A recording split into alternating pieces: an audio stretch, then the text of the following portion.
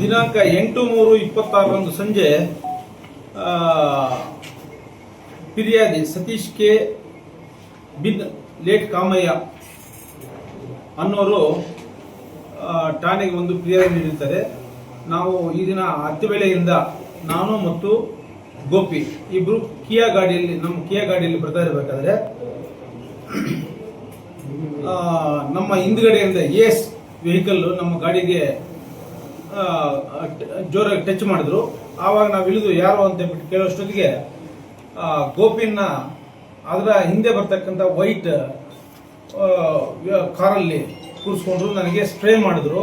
ಆವಾಗ ಏನಾಯಿತು ಅಂತ ನನಗೇನು ಗೊತ್ತಾಗಲಿಲ್ಲ. ಮತ್ತೆ ನಾನು ನೀರಿಗೆಲ್ಲ ವಾಶ್ ಮಾಡಿಕೊಂಡು ನೋಡಿದಾಗ ಗೋಪಿಯಲ್ಲಿ ಇಲ್ಲ, ಕಾರಲ್ಲಿ ಕರ್ಕೊಂಡು ಹೋಗ್ಬಿಟ್ಟಿದ್ದು ಅಂತ ಹೇಳ್ಬಿಟ್ಟು ಆ ಮಾಹಿತಿ ಮೇರೆಗೆ ನಮ್ಮಲ್ಲಿ ಪ್ರಕರಣ ದಾಖಲು ಮಾಡಿರ್ತೀವಿ. Crime number 84/2026 under section 281, 141 within bracket 1 ಅಡಿಯಲ್ಲಿ ನಾವು ಪ್ರಕರಣ ದಾಖಲಿಸಿ ನಂತರ ಸ್ಥಳೀಯವಾಗಿ ಮಾಹಿತಿ ಸಂಗ್ರಹಿಸಿದಾಗ ಈ ಗೋಪಿ ಅನ್ನೋಂಥವರು ವನ್ನಕಲಸಾಪುರ ಗ್ರಾಮದವರು. ಅದೇ ಊರಿನ ಮೋಹನ್ ಬಾಬುಗೂ ಈತನಿಗೆ ಸುಮಾರು 10-12 ವರ್ಷಗಳಿಂದ ವೈಷಮ್ಯ ಇರ್ತದೆ. ಮೊದಲು ಈ ಗೋಪಿಯನ್ನವರು ಮೋಹನ್ ಬಾಬು ಹತ್ರ ರಿಯಲ್ ಎಸ್ಟೇಟ್ ಅಲ್ಲಿ ದಾಖಲೆಗಳು ಅದು ಇದು ಸಿದ್ಧಪಡಿಸ್ತಕ್ಕಂಥದ್ದು ಇದೆಲ್ಲ ಕೆಲಸ ಮಾಡ್ತಾ ಇರ್ತಾನೆ. ನಂತರ ಈತನೇ ಇಂಡಿಪೆಂಡೆಂಟ್ ಆಗಿ ಕೆಲಸ ಮಾಡಿದಾಗ ಆತ ಕೆಲಸನೂ ಸಹ ಈತನೇ ಮಾಡ್ತಾ ಇದ್ದಾನೆ ಅಂತ ವೈಷಮ್ಯ ಇರ್ತದೆ. ಈ ಮಾಹಿತಿ ಮೇರೆಗೆ ನಾವು ಕೂಡಲೇ ಮೋಹನ್ ಬಾಬನ್ನ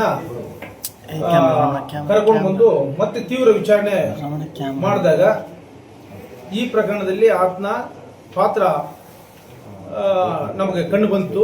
ಕೂಡಲೇ ನಮ್ಮ ವಶಕ್ಕೆ ತಗೊಂಡು ಕೂಲಂಕುಷವಾಗಿ ತನಿಖೆ ಮಾಡಲಾಗಿ ಇದರ ಎಂಟೈರ್ ಸೂತ್ರಧಾರ ಈತನೇ ಆಗಿದ್ದು, ಈತನ ಸೂಚನೆ ಮೇರೆಗೆ ಕೆಲವರು ಈ ಕೃತ್ಯದಲ್ಲಿ ಭಾಗಿಯಾಗಿರೋ ಬಗ್ಗೆ ಮಾಹಿತಿ ಬಂದ ಹಿನ್ನೆಲೆಯಲ್ಲಿ ನಾವು ಈ ಮೋಹನ್ ಬಾಬುವನ್ನ ವಶಕ್ಕೆ ತಗೊಂಡ ಅಂತ ಮೋಹನ್ ಬಾಬುವನ್ನ ದಸ್ತಗಿರಿ ಸಹ ಮಾಡಿ ತನಿಖೆ ಮುಂದುವರಿತಾ ಇದೆ. ಮತ್ತೆ ಯಾರು ತಪ್ಪಿಸ್ಕೊಂಡು ಹೋಗಿದಾರೋ ಅವ್ರನ್ನ ಪತ್ತೆ ಮಾಡಲಿಕ್ಕೆ 2 ತಂಡಗಳನ್ನ ಪ್ರತ್ಯೇಕವಾಗಿ ರಚನೆ ಮಾಡಿ ಅವರು CDR ಅನಾಲಿಸಿಸ್ ಮೇರೆಗೆ ಅವರು ಯಾವ ದಿಕ್ಕಿನಲ್ಲಿ ಹೋಗ್ತಾ ಇದ್ದಾರೆ ಹಂಗೆ ಹೋಗ್ತಾ ಇದ್ದಾರೆ. ಈಗ ಮೊಬೈಲ್ ಸ್ವಿಚ್ ಆಫ್ ಮಾಡಿರ್ತಾರೆ, ಆದರೂ ಸಹ ಎಲ್ಲ ಟೋಲ್ಗಳಲ್ಲಿ ಪರಿಶೀಲಿಸಿ ಎಲ್ಲ ಕಡೆ ಆ ವೆಹಿಕಲ್ ಗುರುತು ಸಿಗ್ತಾ ಇದೆ. So my team is on the way to Shivamogga. ಶೀಘ್ರವಾಗಿ ಅವ್ರನ್ನ ದಸ್ತಗಿರಿ ಮಾಡಲಾಗ್ತದೆ. ಮತ್ತೆ ಈ ಸಂಬಂಧ ಬೆಳಗ್ಗೆ ನಮಗೆ ತಮಿಳುನಾಡಿಂದ ಹೊಸೂರು ವ್ಯಾಪ್ತಿಯಲ್ಲಿ ಈತನೇನು ಕಿಡ್ನಾಪ್ ಮಾಡ್ಕೊಂಡು ಹೋಗಿರ್ತಾನೆ ಆತನ ಶವ ಅಲ್ಲಿ ಪತ್ತೆಯಾಗಿರ್ತದೆ. ಅದರ ಮಹಜರು ಮತ್ತೆ ಮುಂದಿನ ತನಿಖೆಗೆ ನಮ್ಮ ಟೀಮ್ ಆಲ್ರೆಡಿ ಹೊಸೂರಿಗೆ ಹೋಗಿರ್ತದೆ. ಶೀಘ್ರವಾಗಿ ಮೋಹನ್ ಜೊತೆಗೆ ಈ ಕೃತ್ಯದಲ್ಲಿ ಯಾರ್ಯಾರು ಭಾಗಿಯಾಗಿದ್ದಾರೆ ಅನ್ನೋದು ತನಿಖೆಯಿಂದ ದೃಢಪಟ್ಟ ನಂತರ ಅವನ್ನೆಲ್ಲ ಸಹ ದಸ್ತಗಿರಿ ಮಾಡಿ ಅಗತ್ಯ ಕಾನೂನು ಕ್ರಮ ಕೈಗೊಳ್ಳಲಾಗುವುದು. ಸರ್, ಮೋಹನ್ ಬಾಬು ಏನಿದಾರಲ್ಲ ಇನ್ನು ಸುಪಾರಿ ಕೊಟ್ಟಿದ್ರು ಅಂತ ಹೇಳ್ತಾರೆ ಸರ್. ಅದಕ್ಕೆ ಯಾರು ಈಗ ತಪ್ಪಿಸ್ಕೊಂಡು ಹೋಗಿದಾರೋ ಅವರೆಲ್ಲ ಬಂದ ನಂತರ ಕೂಲಂಕುಷವಾಗಿ ಪರಿಶೀಲನೆ ಮಾಡಿದಾಗ ಮಾತ್ರ ನಾವು ಖಚಿತವಾಗಿ ಹೇಳಲಿಕ್ಕಾಗ್ತದೆ. ಈ ಹಂತದಲ್ಲಿ ತನಿಖೆಯಲ್ಲಿ ಇದ್ದಿದ್ದರಿಂದ ನಾವು ಯಾವುದು ಹೇಳಲಿಕ್ಕೆ ಅಸಾಧ್ಯ ಆಗ್ತದೆ. ಸರ್, ಈ ಮೇಲ್ನೋಟದ ತನಿಖೆಯಲ್ಲಿ ಎಷ್ಟು ಜನ ಕಿಡ್ನಾಪ್ ಮಾಡಿರೋದು, ಯಾವ ಕಾರು, ಏನು ಗುರುತು ಪತ್ತೆ ಆಗಿದೆ, ಯಾರು ಅಂತ ಅಲ್ಲ, ಈಗ ಪ್ರಾಥಮಿಕವಾಗಿ ಇಬ್ಬರು ಅಂತ ಹೇಳ್ಬಿಟ್ಟು ಮಾಹಿತಿ ಬಂದಿದೆ. ಆ ಇಬ್ಬರು ಈಗ ಸ್ವಿಚ್ ಆಫ್ ಮಾಡಿದ್ದಾರೆ. ಆ ಇಬ್ಬರನ್ನ ಪತ್ತೆ ಮಾಡಿದಾಗ ಮೋಹನ್ ಯಾವ ರೀತಿ ಅವ್ರಿಗೆ ಸೂಚನೆ ಕೊಟ್ಟಿದ್ರು ಮತ್ತೆ ನೀವು ಈಗ ಏನಾದ್ರು ಹೇಳಿದ್ರಲ್ಲ ಎಲ್ಲ ಆಯಾಮಗಳಲ್ಲೂ ಸಹ ಪರಿಶೀಲನೆ ಮಾಡಿ ತನಿಖೆ ಕೈಗೊಳ್ಳಲಾಗ್ತದೆ. ಮೋಹನ್ ಬಾಬುಗೂ ಗೋಪಾಲ್ಗೂ ಎಷ್ಟು ವರ್ಷದಿಂದ ದ್ವೇಷ ಇತ್ತು, ಏನು ವಿಚಾರ ದ್ವೇಷ ಆಗಿತ್ತು? ಸುಮಾರು 10-12 ವರ್ಷದಿಂದ ಅವ್ರಿಗೆ ದ್ವೇಷ ಇದೆ ಅಂತ ಹೇಳ್ಬಿಟ್ಟು ನಮ್ಮ ತನಿಖೆಯಲ್ಲಿ ಕಾಣಿದೆ. ಏನು ವಿಚಾರ? ಅದು ಏನಂತಂದ್ರೆ ಮೊದಲು ಇಬ್ಬರು ಈ ಮೋಹನ್ ಬಾಬು ಅಂಡರಲ್ಲಿ ಆತನು ಈ ರಿಯಲ್ ಎಸ್ಟೇಟ್ ಸಂಬಂಧಪಟ್ಟಂತೆ ಕೆಲಸ ಮಾಡ್ತಾ ಇರ್ತಾನೆ. ದಾಖಲೆಗಳನ್ನ ಸಂಬಂಧಪಟ್ಟ ಇಲಾಖೆಗಳಿಂದ ಪಡ್ಕೊಂಡು ಬರತಕ್ಕಂಥದ್ದು ಮತ್ತೆ ಯಾರು ಪರ್ಚೇಸ್ ಮಾಡ್ತಾರೆ ಅವ್ರು ನೋಡತಕ್ಕಂಥದ್ದು ಎಲ್ಲ ಸಹ ಈತನ ಸೂಚನೆವರೆಗೆ ಕೆಲಸ ಮಾಡ್ತಾ ಇರ್ತಾನೆ. ಆದರೆ ತದನಂತರ ಈತ ಇಂಡಿಪೆಂಡೆಂಟ್ ಆಗಿ ಕೆಲಸ ಮಾಡ್ಲಿಕ್ಕೆ ಶುರು ಮಾಡ್ತಾನೆ. ಸೊ ನನ್ನ ವ್ಯಾಪಾರದಲ್ಲಿ ಇವನು ಪ್ರಬಲ ಆಗ್ತಾ ಇದ್ದಾನೆ, ನನ್ನ ಮೇಲುಗೈ ಮಾಡ್ತಾ ಇದ್ದಾನೆ ಅಂತ ಒಂದು ವೈಷಮ್ಯ ಇರ್ತದೆ.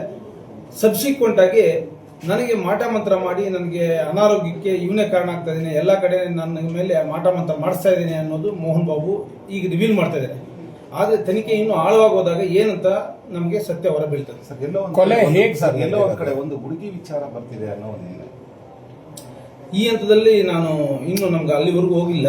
ನಮಗೆ ಏನು ತಪ್ಪಿಸ್ಕೊಂಡು ಹೋಗಿದ್ದಾರೆ ಅವರೆಲ್ಲ ಸಿಕ್ಕಿದ ನಂತರ ಸಂಪೂರ್ಣವಾಗಿ ಇದ್ರ ಮಾಹಿತಿ ನಾವು ಕೊಡ್ತೀವಿ. ಸರ್, ಮತ್ತೆ ಗೋಪಿ ಕುಟುಂಬಸ್ಥರು ಪೊಲೀಸ್ ಇಲಾಖೆ ಮೇಲೆ ಆರೋಪ ಮಾಡ್ತಾ ಇದ್ದಾರೆ. 5 ಗಂಟೆಗೆ ಕಿಡ್ನಾಪ್ ಆಗಿದೆ ಅಂತ ಹೇಳಿ ಬಂದು ಪೊಲೀಸ್ 4 ಗಂಟೆ 3 ಗಂಟೆ ಆದ್ಮೇಲೆ ಅದ್ರ ಬಗ್ಗೆ ಕ್ರಮ ಕೈಗೊಳ್ಳೋದಕ್ಕೆ ಇಲ್ಲ, ಈಗ ಅವರು ಕಾನೂನು ಅರಿವು ಎಲ್ರಿಗೂ ಒಂದೇ ರೀತಿ ಇದೆ ಅಂತ ನಾನು ಹೇಳಲಿಕ್ಕಾಗೋದಿಲ್ಲ. ಅದರ ಬಗ್ಗೆ ನಾನು ಯಾವುದೇ ಪ್ರಸ್ತಾಪ ಮಾಡೋದಿಲ್ಲ. ಬಹಳ ನಿಷ್ಪಕ್ಷಪಾತವಾಗಿ ಪಾರದರ್ಶಕವಾಗಿ ಈಗ ಅವ್ರಿಗೆಲ್ಲ ಇದ್ದಿದ್ದು ಮೋಹನ್ ಬಾಬುನೇ. ಮತ್ತೆ ನಾವು ಪರಿಶೀಲನೆ ಮಾಡಿದಾಗ ಮೋಹನ್ ಬಾಬು ಪಾತ್ರ ದೃಢಪಟ್ಟಿದೆ ಅವರು ಕೊಟ್ಟ ಸುಳಿವಿನ ಮೇರೆಗೆ. ಈಗ ನನಗೆ ಯಾರು ತಲೆ ಮರೆಸ್ಕೊಂಡಿದ್ದಾರೆ ಅವ್ರನ್ನ ಪತ್ತೆ ಮಾಡಿ ಮೋಹನ್ಗೂ ಅವ್ರಿಗೆ ಯಾವ ರೀತಿಯಾದ ಸಂಬಂಧ ಇತ್ತು, ಏನೇನು ನಡೆದಿದೆ ಅನ್ನೋದ್ರ ಬಗ್ಗೆ ನಾವು ಕೂಲಂಕುಷವಾಗಿ ತನಿಖೆ ಮಾಡ್ತೀವಿ. ಇದರಲ್ಲಿ ಯಾರಿಗೂ ಸಹ ನಾವು ತಪ್ಪಿಸ್ಕೊಂಡು ಹೋಗ್ಲಿಕ್ಕೆ ಸಾಧ್ಯ ಇಲ್ಲ. ನಾನು ಪ್ರಾಮಾಣಿಕವಾಗಿ ಅದನ್ನ ಮೇಲುಸ್ತುವಾರಿ ವಹಿಸ್ತಾ ಇದ್ದೀನಿ, ಇಲ್ಲೇ ಇದ್ದೀನಿ. 1 ವರ್ಷದ ಹಿಂದೆ ಕೂಡ ಇದೇ ರೀತಿ ಹಲ್ಲೆಯನ್ನ ಮಾಡಿರ್ತಾರೆ. ಈಗ ಆ ಬಗ್ಗೆನೂ ರಾತ್ರಿ ನಾನು ಆಯಾಮದಲ್ಲೂ ಸಹ ನಾನು ಯಾರು ಈಗ ಗೋಪಿ ಇದಾರಲ್ಲ ಅವ್ರ ಮಿಸಸ್ ಜೊತೆ ಎಲ್ಲ ಡೀಟೇಲ್ ಆಗಿ ನಾನು ವಿಚಾರಣೆ ಮಾಡಿದ್ದೀನಿ. ಅದನ್ನೆಲ್ಲ ತನಿಖೆ ಈ ಹಂತದಲ್ಲಿ ಹೇಳಬಾರ್ದು.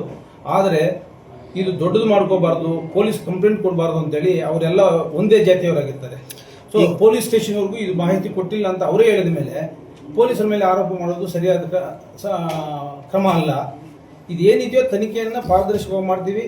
ಈಗ ಅವ್ರು ಕೊಟ್ಟ ಸುಳಿವಿನ ಮೇರೆಗೆ ನಮಗೆ ಕೇಸು ಭೇದ ಆಗಿದೆ. ಈಗ ಫರ್ದರ್ ಏನು ತಲೆಮರೆಸ್ಕೊಂಡಿರ್ತಾರೋ ಅವ್ರನ್ನ ಪತ್ತೆ ಮಾಡಿದ ಮೇಲೆ ಸಂಪೂರ್ಣವಾಗಿ ಇದು ಒಂದು ಚಿತ್ರಣ ನಮ್ಗೆ ಸಿಗ್ತದೆ. ಕಾನೂನಿಂದ ಯಾರೂ ಸಹ ತಪ್ಪಿಸ್ಕೊಳ್ಳೋಕ್ಕಾಗೋದಿಲ್ಲ. IPCC, BNSS ಇವೆಲ್ಲ ಸಹ ಇಡೀ ದೇಶಕ್ಕೆ ಅನ್ವಯಿಸ್ತದೆ. ಹಾಗಾಗಿ ಪೊಲೀಸರಿಗೆ ಯಾವುದೇ ಈಗ ನಮ್ಮಲ್ಲಿ ಪ್ರಕರಣ ದಾಖಲಾಗಿ ಇಲ್ಲಿ ಕೃತ್ಯ ಆಗಿರೋದು, ಇಲ್ಲಿಂದ ಎಲ್ಲೇ ಯಾವುದೇ ರಾಜ್ಯಕ್ಕೆ ಎತ್ಕೊಂಡು ಹೋದ್ರು ಸಹ ತನಿಖೆಗೆ ಏನೋ ಅದು ಅಡ್ಡಿ ಬರಲಾರದು. ತನಿಖೆ ನಿಷ್ಪಕ್ಷಪಾತವಾಗಿ ಪಾರದರ್ಶಕವಾಗಿ ಇಲ್ಲ. ಪ್ರಕರಣ ಇಲ್ಲಿ ದಾಖಲೆ ಆಗಿ ನಂತರ ಅದು ಕಂಟಿನ್ಯೂಷನ್ ಅಫೆನ್ಸ್ ಆಗಿದೆ. ಹಾಗಾಗ್ಬಿಟ್ಟು ಇಲ್ಲೇ ಪ್ರಕರಣನ ನಾವು ತನಿಖೆ ಮುಂದುವರಿಸ್ತೀವಿ. ಸರ್, ಆರೋಪಿಗಳ ಈಗ ರಾತ್ರಿ ಆರೋಪಿಗಳ ತಂಡ ರಚನೆಗಾಗಿ ನಾವು 7 ತಂಡಗಳನ್ನು ರಚನೆ ಮಾಡಿದ್ವಿ. ಸ್ಥಳೀಯ ಮಟ್ಟದಲ್ಲಿ ಮಾಹಿತಿ ಕಲೆ ಹಾಕ್ಲಿಕ್ಕೆ CDRನ ಅನಾಲಿಸಿಸ್ ಮಾಡಿದ್ವಿ. ಅದ್ರ ಮೇಲೆ ಯಾರ್ಯಾರಿದ್ದಾರೆ ಅವನ್ನೆಲ್ಲ ಲಿಫ್ಟ್ ಮಾಡ್ತಕ್ಕಂಥದ್ದು ಎಲ್ಲ ಆಯಾಮಗಳಿಗೋಸ್ಕರ ಒಂದು 5 ಟೀಮ್ ಇಲ್ಲಿತ್ತು. ಮತ್ತೆ ರಾತ್ರಿ ಮಧ್ಯರಾತ್ರಿಗೆ ಮಾಹಿತಿ ಕೊಟ್ಟ ಆಧಾರದ ಮೇಲೆಗೆ ಅವರು ಶಿವಮೊಗ್ಗ ರೂಟಲ್ಲಿ ಹೋಗ್ತಾ ಇದ್ದಾರೆ ಅಂತ ಗೊತ್ತಾಗ ಅದು ಒಂದು ಪ್ರತ್ಯೇಕವಾಗಿ 2 ತಂಡಗಳು ರಚಿಸಿದ್ವಿ. ಟೋಟಲ್ 7 ತಂಡಗಳನ್ನು ನಾವು ರಚನೆ ಮಾಡಿದ್ವಿ. ಸೊ ವಿತಿನ್ 5 to 6 ಅವರ್ಸ್ ಅಲ್ಲಿ ಮೈನ್ ಅಕ್ಯೂಸನ್ ನಾವು ಅರೆಸ್ಟ್ ಮಾಡಿದ್ವಿ. ಸರ್, ಇತ್ತೀಚೆಗೆ ಜೈಲಿಗೆ ಹೋಗ್ಬಿಟ್ಟು ಹಳೆ ಪ್ರಕರಣದಲ್ಲಿ ಹೊರಗಡೆ ಬಂದವರು ಎಲ್ಲರೂ ಕೂಡ ಫುಲ್ ಆನೇಕಲ್ ತಾಲೂಕಲ್ಲಿ ಹಲವಾರು ಕಡೆ ಬೇರೆ ಬೇರೆ ಪ್ರಕರಣದಲ್ಲಿ ಮತ್ತೆ ಭಾಗಿಯಾಗ್ತಾರೆ. ಎಲ್ಲ ಒಂದ್ ಕಡೆ ರೌಡಿ ಪರೇಡು ಈ ರೀತಿ ಒಂದಷ್ಟು ಅಂದ್ರೆ ಅವ್ರನ್ನ ಠಾಣೆ ಕರೆಸಿ ಅವ್ರಿಗೆ ಬೆದರಿಕೆ ಪೊಲೀಸ್ ಭಯ ಹೋಗಿದೆ ಅನ್ನೋ ರೀತಿ ಆಗಿದೆ. ಕಾನೂನು ವ್ಯಾಪ್ತಿಯಲ್ಲಿ ನಾವು ಏನೇನು ಮಾಡಬೇಕು ಅದನ್ನೆಲ್ಲ ಸಹ ನಾವು ಮಾಡ್ತಾ ಇದೀವಿ.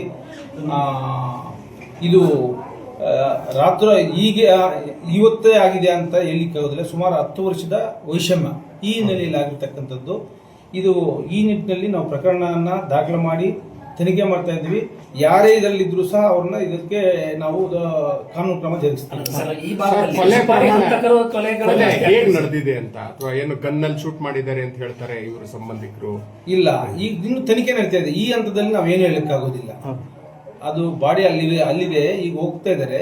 ಅದು ಬಾಡಿ ಮೇಲೆ ನಾವು PM ಮಾಡಿ ಎಲ್ಲ ಆದ ನಂತರ ನಮಗೆ ವೈದ್ಯಕೀಯ ವರದಿ ಬರ್ತದೆ. ಅದರ ಮೇಲೆ ನಾವು ಅರೈವ್ ಆಗ್ತೀವಿ.